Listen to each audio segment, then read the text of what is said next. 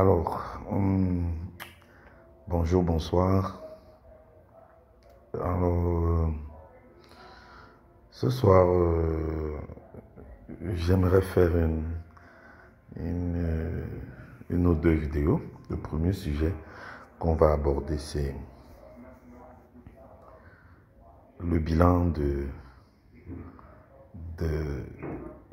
des JO, le bilan du team Cameroun aux JO qui se sont déroulés à Paris et qui sont finis le week-end dernier, ou en début de cette semaine, ou en fin de semaine dernière, c'est comme on veut.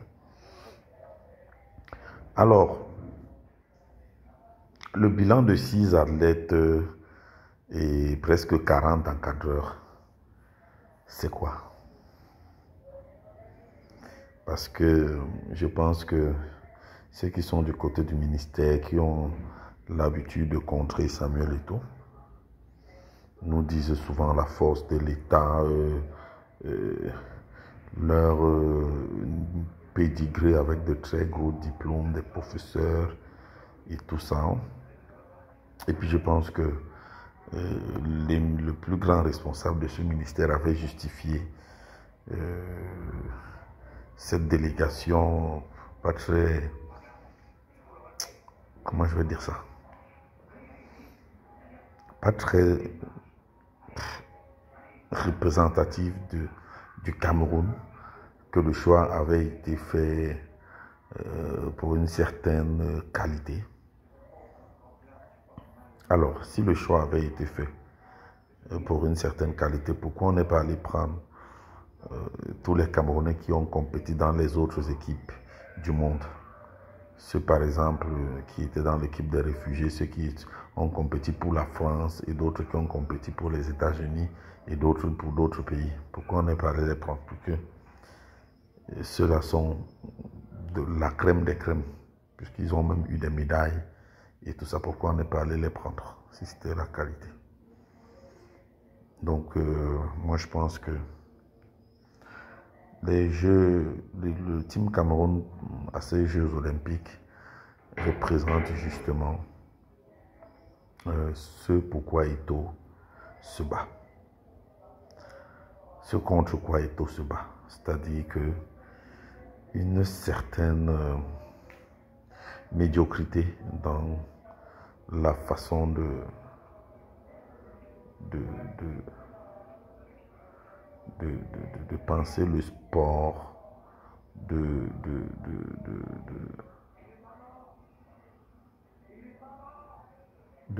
penser le sport, de le manager, surtout pour l'État, parce que c'est l'État dont, à travers le ministère de la Jeunesse et des Sports, qui justement structure les choses. Parce que, contrairement à ce qu'on veut nous faire croire, le ministère n'est pas là pour gérer ou pour s'immiscer dans la gestion du sport.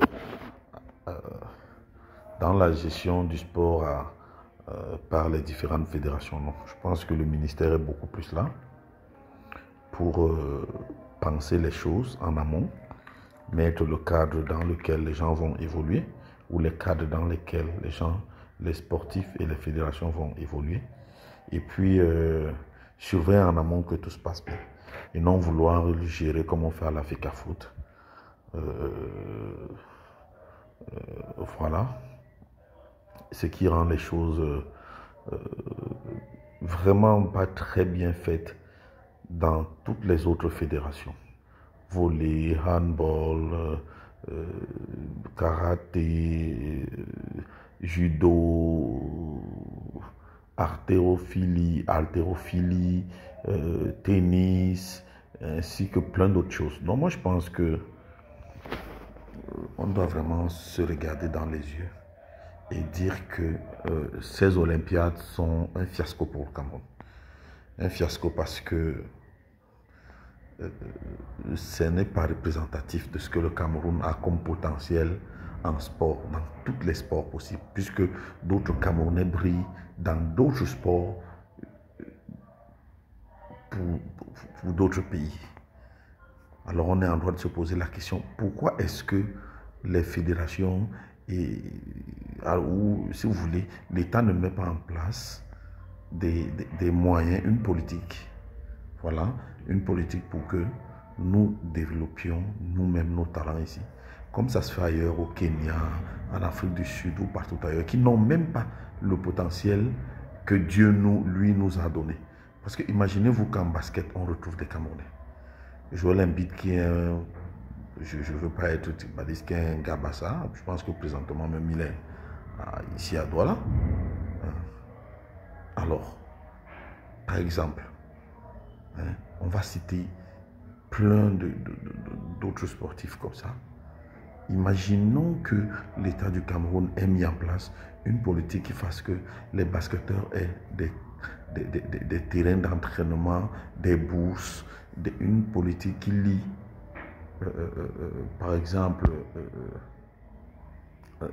ceux qui sont détectés au niveau scolaire, au niveau primaire, à des camps d'entraînement qui les font donc monter, gravir les échelons.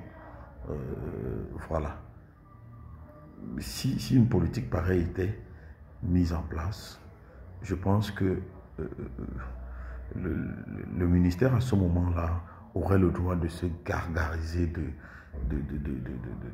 les hauts responsables du ministère bardés de diplômes auraient à ce moment-là le droit d'être condescendants, de parler aux gens n'importe comment, puisque les résultats parleraient d'eux-mêmes. Mais qu'est-ce qu'on voit à la place de ça? Voilà. Donc tout le monde sait comment une politique, ou alors on voit ailleurs comment les politiques de sport sont implémentées. Voilà. On crée des cadres, on y met certains moyens et on laisse les fédérations bien encadrer, gérer leur sport et puis forcément ça donne un bon résultat. Ce n'est pas les fédérations en France ou je ne sais pas moi au Kenya, ce n'est pas les ministères des sports en France ou au Kenya qui gèrent les fédérations, qui disent au président de fédération c'est dans tel stade.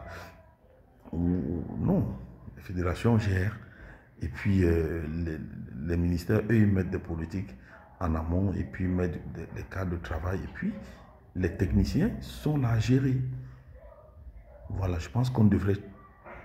Dans mon village, on dit que quand on ne sait pas tailler la paga, on regarde les oreilles du chien. C'est ce que le ministère du Sport devrait faire pour que, à la prochaine Olympiade aux États-Unis, qu'on ne soit plus dans ce genre de délégation qui donne la honte. 6 athlètes, près de 40 en 4 heures. Pour 0 médaille à la fin. On comprend très aisément pourquoi Eto'o n'est pas d'accord de certaines choses. Donc vraiment, c'était pour faire cette petite incursion-là et dire que les responsables du ministère doivent se remettre en question. Ce n'est pas comme ça qu'on montre que c'est l'État qui commande ou que l'État est un monstre froid, que c'est lui qui fait. Non, c'est pas ça. C'est beaucoup plus par les résultats, c'est beaucoup plus par la sérénité, c'est beaucoup plus par le rayonnement qu'on montre vraiment la force de l'État. Merci, bonsoir.